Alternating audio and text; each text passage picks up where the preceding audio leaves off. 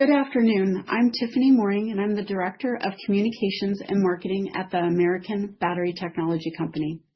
I would like to welcome everyone to our fiscal fourth year quarter and full year 2025 earnings call. On behalf of the entire team at American Battery Technology Company, I would like to thank everyone for taking the time to join our call today. Following this presentation, a recording of this call, along with our press release and our quarterly SEC filing, will be available on our website at investors.americanbatterytechnology.com. This presentation includes forward-looking statements within the meaning of the Safe Harbor provisions of the U.S. Private Securities Litigation Act, 1995. These statements are subject to risk and uncertainties that can cause actual results to differ from those anticipated. Additional information regarding the factors that may cause actual results to differ can be found in our annual filings. On today's call, our CEO and CTO, Ryan Meltzer, will provide remarks regarding our two lines of business, which include our lithium-ion battery recycling business and our primary claystone to lithium hydroxide business. It is now my pleasure to turn the meeting over to Ryan. Great. Thank you, Tiffany. As many of you know, we work in the critical mineral manufacturing business area. We are working to try to make the closed loop for the battery mineral supply chain within North America.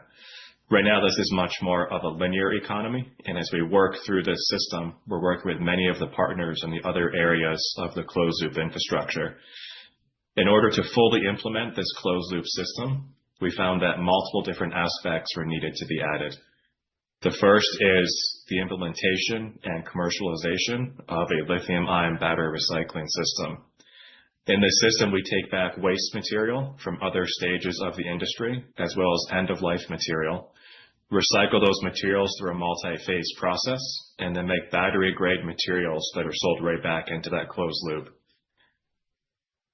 If the total amount of batteries in the field was stable in a mature industry, recycling could provide the vast majority of minerals needed. But with how quickly the battery industry is growing, in addition to closing the loop, we also need to be filling that loop the first time. So in addition to our battery recycling business unit, we have also acquired large amounts of mineral resources in the U.S. and developed our own first-of-kind technologies of how to extract those individual battery elements, how to purify and upgrade them, and how to also make battery-grade products from our primary battery metals manufacturing business, in addition to our battery recycling business. As for our quarterly earnings that we are reviewing today, we're proud to show that compared to the previous quarter, we had a very large increase in revenue for the company. This is largely due to increased operations at our first battery recycling plant just outside of Reno. So we nearly tripled revenue this quarter compared to the quarter ending March.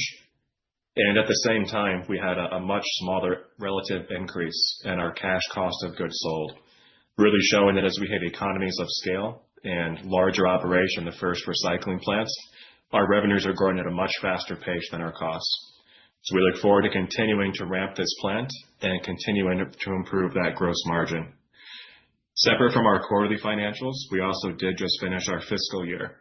And when you tie those past 4 quarters together, we also see a very substantial increase in revenue of about $4.3 million for this past year, compared to about $0.3 million the year beforehand.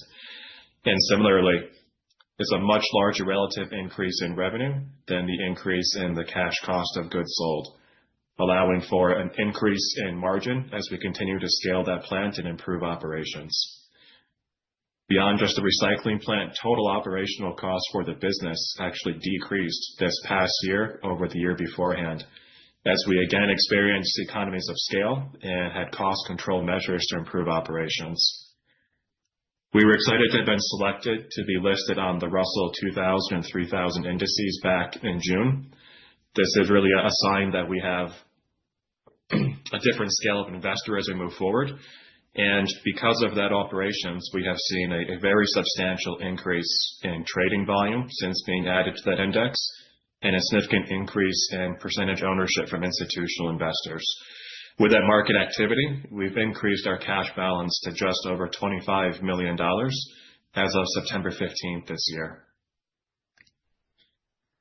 As mentioned, our battery recycling operations, the main metric over the past year is that we have increased the throughput of our plant about 70% in a single quarter for the quarter ending June versus ending March. This really has been about a large amount of incremental improvements as we continue to add headcount, add shift count, have increased amounts of material, and improve our operations there. We've been working with several different projects at this recycling facility for the past few years. One of them is a grant contract we won from the U.S. Advanced Battery Consortium from a project that actually started back in the fall of 2021. We worked on that project for many years, and we formally closed out that project a few months ago, really able to show that we had achieved each of the requirements of that grant contract as we worked with the partners there, with the U.S. Department of Energy, General Motors, Ford, and Stellantis, to really demonstrate that this recycling plant could take in full-scale batteries, recover those materials, purify the battery metals up to battery grade, work with our partner, BASF, to actually take those recycled metals, manufacture large amounts of high energy density active cathode material specifically from those recycled metals, and make large amounts, over 100 full-scale automotive battery cells from our recycled metals, and actually test those cells at both our partner and Department of Energy facilities against control group cells, and really being able to show that there was very little difference about the performance of the battery cells when using our recycled metals versus using metals from the market. This is a very important step for going through large-scale qualifications of many different customers. We were excited to receive financial support from the US ABC and to now have this project closed out as we move forward with these different opportunities. Because of our increased operations and the successes working with our partners on these early scale projects, last September, we were notified that we had been selected for a competitive grant from the US Department of Energy for $144 million to now construct a second battery recycling plant. We were selected back in September 2024, and through an accelerated process, we were contracted in December 2024 and actually started this project back on January 1st, 2025. So we're excited to be taking all the lessons learned in our first recycling plant, working through our next generation designs, and moving forward with a second battery recycling facility. While we work with a lot of automotive companies, the past half year, we've really started to work even more with stationary grid battery systems. So these large battery energy storage systems usually work to support grid operations. They tend to be extremely large in the gigawatt hour scale and have a different type of load profile than we see within automotive batteries. But because we make battery grade minerals, they work equally well whether they're sold to companies to make batteries for vehicles or batteries for stationary storage.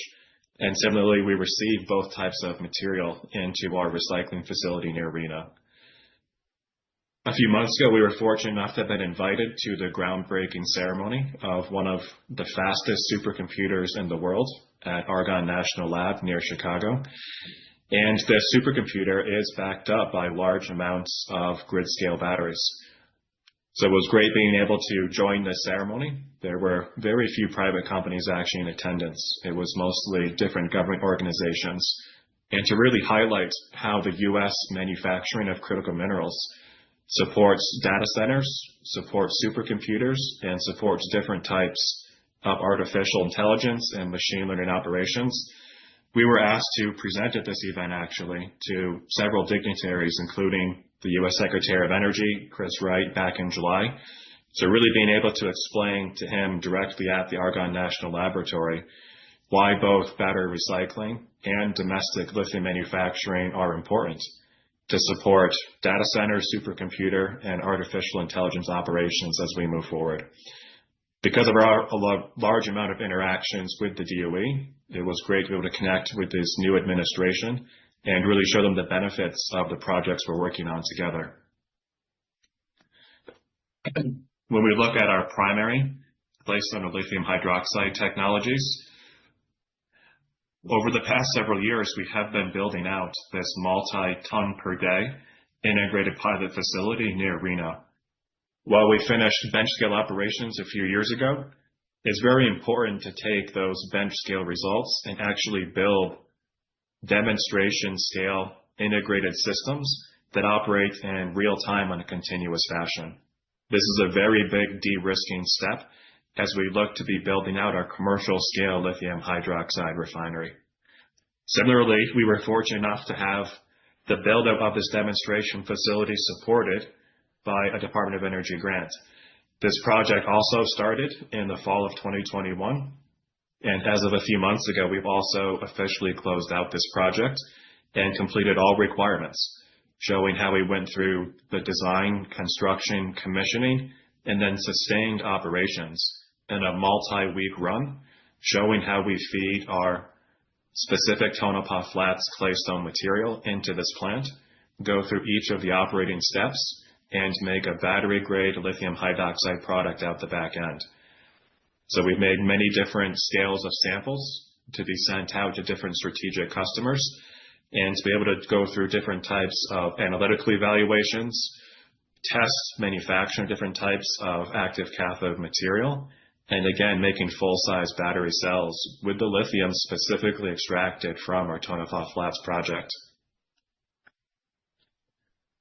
Because of the operations at our bench scale and these demonstration scale facility, we have continued to go forward with the design of our commercial scale 30,000 ton lithium hydroxide per year facility, working with our selected EPC firm, Black & Veatch, continuing to send these materials to customers for definition of different types of long-term offtake agreements as we progress that project.